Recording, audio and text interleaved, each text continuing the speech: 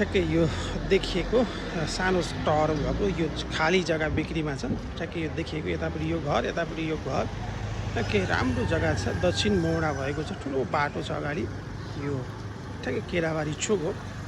ठ्याक्कै यो देखिएको केराबारी चोकबाट अलिकति पूर्वतिर आउनुपर्ने हुन्छ।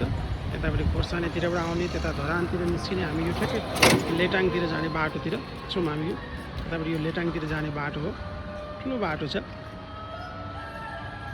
ठुलो बाटो यो मदन भण्डारी राजमार्ग हो। ठ्याक्कै यही बाटोमा टच भएको यो दक्षिण मोडा भएको यो घडेरी छ। 10 धुर जग्गा, 30 फिटभन्दा माथि मुख छ। ठ्याक्कै मेन बजारमै हो।